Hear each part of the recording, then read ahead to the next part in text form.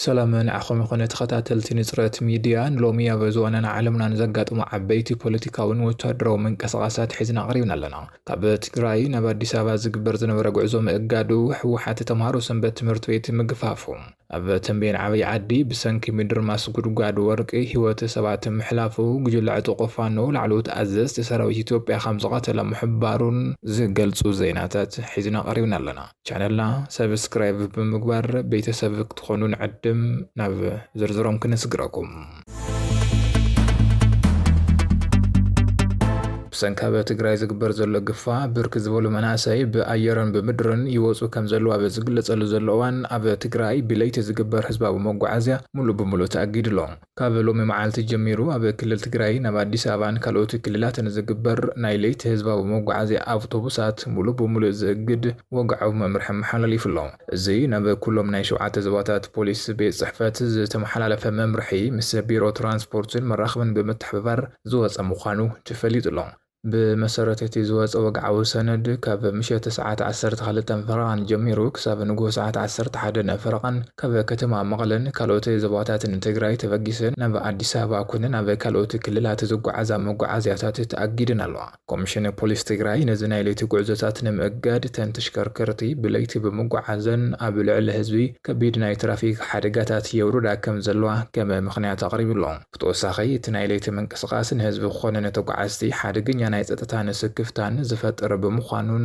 ነዚ ሕጋዊ ዝውውር ደቂ ሰባት መበገስን መሳለጥን ይኾና ከም ዘለዋን ካብ ህዝቢ ተደጋጋሚ ጥርዓናት ስለ ዝቐረበን ዝብል ምኽንያት ተቐሚጡሎ ይኹን እምበር ብሰንኪ ኣብ ትግራይ ዘሎ ግፋ መናሰይ ብርክ ዝበሉ መናሰይ ካብ ትግራይ ይወፁ ከም ዘለዉ ዝፍለጥ ኮይኑ እዚ ሓዚ ተወሲዱ ዘሎ ስጉምቲ ነዚ ንምዕጋት ክኸውን ከም ዝኽእል እናተገለጸ ይርከብ ኩሎም ኣባላት ፖሊስ ትራፊክን መርመርቲ ኣካላትን ኣብ ባይታ ዘሎ ኩነታት ብትኹረት ብምክትታል ነዚ ወፀ መምርሒ ዘየኽብሩ ኣካላት ከምውን ካብቲ ዝተወሰነሉ ሰዓት ወፃ ዝንቀሳቐሳ መጓዓዝያታት ጉዕዞአን ጠጠው ንኽብላ ጽኑዕ መምርሒ ተዋሂብሎም።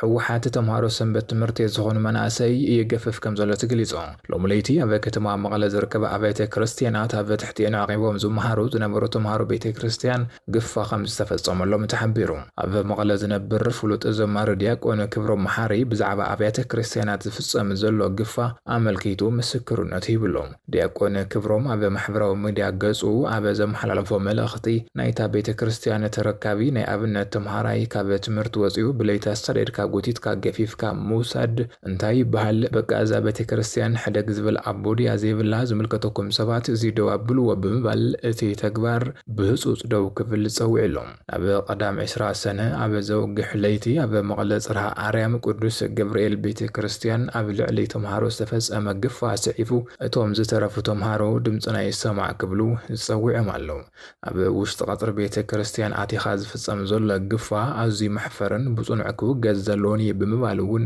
መልእኽቶም ኣሕሊፎም ኣብዚ ሕዚ እዋን ኣብ ትግራይ ጉዱድ ወታደራዊ ግፋ ይካየድ ዘሎ ኮይኑ ካብ ኣደባባያትን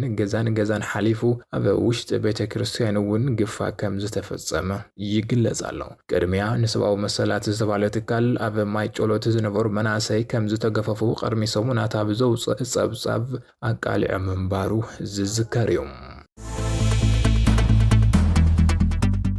ኣብ ተንቤን ዓብይ ዓዲ ብሰንኪ ምድርማስ ጉድጓድ ወርቂ ህይወት ሰባት ከም ዝሓለፈ ተገሊጾም ኣብ ተንቤን ዓብይ ዓዲ ከባቢ ኣባ ግባ ተባሂላ ብዝፍለጥ ቦታ ብባህላዊ መንገዲ ወርቂ ካውፅኡ ጸንሑ መናእሰያት ዝጥቀምሉ ዝነበሩ ጉድጓድ ብምድርማሱ ናይ ሰባት ህይወት ከም ዝሓለፈ ካብቲ ቦታ ዝወፁ ሓበሬታታት ኣመልኪቶም ቅድሚ ሓደ ወርሒ ኣቢሉ ኣርሚ ሱሳን ኣርሚ 11 ናብቲ ቦታ ብምኻድ ልዕሊ 500 ዝኾኑ ኣብቲ ስራሕ ዝተዋፈሩ መናእሰያት ናይ ምግፋፍ ስጉምቲ ከም ዝወሰዱን ብሰንኩ ድማ ገለ ክፋለቶም መናእሰያት ሃዲሞም ከም ዘምለጡን ይዝከር ድሕሪ ፍጻመ ምምሕዳር ከተማ ዓብይ ዓዲ ምስ ኣርሚ ሱሳን ሓይልታት ጸጥታ ብምዃን ነቲ ወርቂ ዝወጸሉ ዝነበረ ቦታታት ብኤክስካቫተር ከም ዝደፈንዎ ተፈሊጡ እዩ ይኹን እምበር ካብቲ ቦታ ብዝረኸብናዮ መሕዘኒ ሓበሬታ ብለይቲ ወርቂ ክፍሕሩ ዝፈተኑ ሰባት እቲ ጉድጓድ ተደርሚስዎም ህይወቶም ሓሊፉሎ ኣብቲ ዝሓለፈ እዋን ብምምሕዳር ከተማን ሰራዊትን ክድፈን ከሎ ኣብ ውሽጡ ዝተረፉ መናእሰያት ከም ዝነበሩ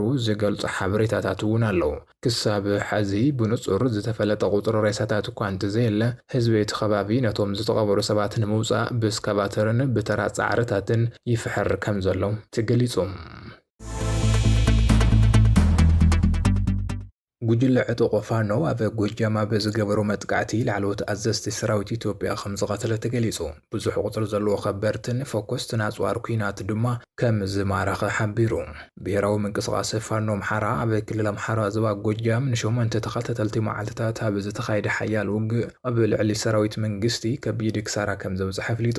ኣብዚ ስርሒት እዚ ላዕለዎት ናይቲ ሰራዊት ኣዘዝቲ ከም ዝተቐተሉን ከም ዝተማረኹን ብዙሕ ቁጽሪ ዘለዎ ኣጽዋር ኩናት እውን ኣብ ኢዱ ከም ዝኣተወ እቲ ምንቅስቓስ ወግዓዊ ገይሩሎ። ብመሰረት ጸብጻባት ሓይልታት ፋኖ ሓላፊ መበለ 76 ክፍለ ጦር ሰራዊት ኢትዮጵያ ዝነበረ ኮሎኔል ኣበራ ኣብቲ ውግእ ተቐቲሉ ከም ዘሎ ሓቢሩ። ብተወሳኺ ሌተናል ኮሎኔል ኣሎሙ ዝተባህለ ላዕለዋይ መኮነን ዝርከብዎም ልዕሊ 8 ናይ ግንባር መኮነናት ሓዊሱ ክልተ ኣዘዝቲ ቦጠሎኒ ተቐቲሎም ከም ዘለው ጸብጺቦም። ብመሰረት ሓበሬታ እዚ ቴዎድሮስ እቲ ሓያል ውግእ ሎሚ ቀዳም እውን ኣብ ዝተፈላለዩ ከባቢታት ጎጃም ቀጺሉ ዒልሎ። እቲ ዝተጀመረ ግጭት ካብ ጎጃም ወጻኢ ብምስፋሕ ኣብዚ ሕዚ እዋን ኣብ ወሎ፣ ጎንደርን ሸዋን ሓያል ውግኣት ይካየድ ከም ዘሎ እቲ ሓይሊ ገሊጹ። ሰራዊት ኢትዮጵያ ብወገኑ ኣብዚ ሰሙን ኣብ ልዕሊ ፋኖ ብዝወሰዶ መጥቃዕቲ ብርክት ዝበሉ ኣዘዝቲ ሓይልታት ፋኖ ከም ዝተቐተሉን ከም ዝተማረኹን ገሊጹ ኣሎ። ዝሓለፉ 8 መዓልትታት ኣብ ዝተኻየደ ውግእ ልዕሊ 250 ኣባላት ጉጅለ ዕጡቕ ፋኖ ከም ዝተቐተሉን ብርክት ዝበሉ ኣጽዋር ኩናት ኣብ ትሕቲ ቁጽጽር ከም ዝወዓሉን ሰራዊት ኢትዮጵያ ጸብጺቡሎም።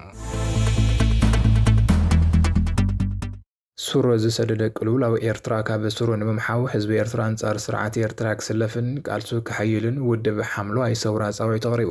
ካብቶም ብመንግስቲ ኢትዮጵያ ዝድግፉ ሓደ ዝኾነ ውድብ ሓምለዋይ ሰውራ ምኽንያት ሱር ዝሰደደ ቅልውላዊ ኤርትራ ብዕምቆቱ ካብ ምርዳእ ዝብገስ ምዃኑን ኣብ ፖለቲካውን ማሕበራውን ኩነታት ኤርትራ ኩሉ መዳያዊ ለውጢ ንምምጻእ ዝዓለመ ምዃኑ ኣቦ ወንበር ውድብ ሓምለዋይ ሰውራ መሐመድ ኣሕመድ ኣስናይ ገሊጹ ኣሎ። እቲ ኣቦ ወንበር ምስ ሚድያታት ኢትዮጵያ በዝነበሮ ጻንሒ ንሕና ኣብ መወዳእታ መስመር ዘለና ወታደራት ኢና ባህር ናይዚ ስርዓት እዚ ኣጸቢቕና ንፈልጦ ኢና ክብል ተዛሪቡ። እዚ ስርዓት እዚ ብስምምዕን ብዲፕሎማስን ዘየኣምን ቋንቋ መሳርሒ ኩናት ጥራሕ ዝርዳእ ኣተሓሳስባ ዘለዎ ክብል እውን ንስርዓት ሻዕብያ ተቃይሙ። እቲ ምንቅስቓስ ህውከት ከም ዘይደሊ ነገር ግን ባህሪ ተቓልሲ እቲ ካልእ ወገን ብዝርድኦ መንገዲ ክጥቀም ከም ዝግደድ ረዲኡ። ኣብ መንጎ ኢትዮጵያን ኤርትራን ክልቲአን ሃገራትን ዘሎ ታሪኻዊ፣ ጂኦግራፊያዊ፣ ባህላውን ማሕበራውን ምትእስሳር ክሕለፍ ዘይኽእል መሰረት ምዃኑን እቲ ዝድለ ለውጢ ምስ መጽእ ኣብ ሓበራዊ ጥቕምታት ዝተመሰረተ ሓድሽ ምዕራፍ ምትሕብባርን ዞባዊ ውህደትን ምህናጽ ከም ዝከኣል እውን እቲ ኣቦ ወንበር ኣመላኺቱ። ጽምዶ ዝተሰየመ ጥምረት ሻዕብያን ነበር ጉጅለ ህወሓትን ምህላው ዘመልከተ እቲ ኣቦ ወንበር እዚ ጥምረት ምርግጋዕ ዞባ ቀርኒ ኣፍሪካን ምድኻምን ዞባዊ ፀጥታን ምፍራስን ዝዓለመ ከም ዝኾነ ዝንገረሉ ኮይኑ እቲ ተግባር ኣብ ልዕሊ ሚዛን ዞባዊ ፀጥታ ዓለታዊ ጽልዋ ከም ዘለዎ ሓቢሩ።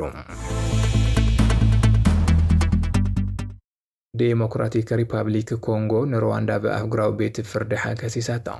ሪፐብሊክ ኮንጎ ኣህጉራውያን ስምምዕነት ብምጥሓስ ኣብ ግዛእታ ዘይሕጋዊ ወታደራዊ ስርሒታት ተካይድላ ብምባል ንጎረቤታ ሩዋንዳ ኣብ ኒዘርላንድስ ኣብ ዝርከብ ኣህጉራዊ ቤት ፍርዲ ፍትሒ ወግዓዊ ክሲ መስሪታት ኣላ። እቲ ክሲ ሩዋንዳ ካብቲ ኣብ 1994 ኣቆጻጽራ ኣውሮፓውያን ዝተፈጸመ ምጽናት ዓሌት ሩዋንዳ ናብዚ ኣብ ምብራቓዊ ግዛእቲ ኮንጎ ሓይሊ ብምስፋርን ዕጡቓት ጉጅለታት ብምድጋፍን ዝፈጸመቶም ተግባራት ዘጠቓልል እዩ።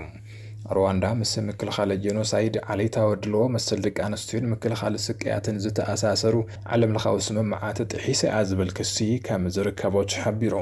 ሩዋንዳ እዞም መገበናትን ክተቋረጽ ቤት ፍርዲ ትእዛዝ ክህብ ከምኡውን ንመንግስቲ ኮንጎን ንግዳያት እቲ ግጭትን ግቡእ ካሕሳ ንኽትከፍልን ትሓቲት ኣላ። ሩዋንዳ ነዚ ቀሪቡ ዘሎ ሓድሽ ክሲ ዛጊድ ምላሽ ዘይሃበቶ እንትኾን ቅድሚ ሕዚ ንዓመፅቲ ትድግፍ እያ ተባሂሉ ዝቐረበላ ክስታት ግን ብተደጋጋሚ ክትነ ተነፅጎ ጸኒሓ እያ። እቲ ኣብ መንጎ ክልቲአን ሃገራት ዘሎ ጻሕታሪ ግጭት ስሩ ካብቲ ኣብ 1994 ኣቆጻጽራ ኣውሮፓውያን ኣብ ሩዋንዳ ዝተፈጸመ ጆኖሳይድ ኣስታት 800,000 ዜጋታት ዝተጨፍጨፍሉ እዩ ዝጅመር። እዚ ግጭት እዚ ብ2025 ኣቆጻጽራ ኣውሮፓውያን M23 ዝተባሃለ ጉጅለ ዕጡቕ ንከተማ ጎማን ቁልፊ ናይ መዓድን ቦታታትን ምስ ተቆጻጸረ ናብ ዝለዓለ ደረጃ ዝደየበ ኮይኑ ብታሕሳስ 2025 ኣቆጻጽራ ኣውሮፓውያን ብደገፍ ኣሜሪካ ናይ ሰላም ስምምዕነት እኳ እንተተፈረመ ሕዚ እውን ውግእ ጠጠው ከም ዘይበለ እዩ ዝንገር ዘሎ። ዝኸበርኩም ተዓዘብቲ መደባትና ንሎሚ ዘወደድናይ ሓበሬታታት ኣብዚ ዘዚምና ኣለና። ንምክትታልኩም ነመስግን። ሰላም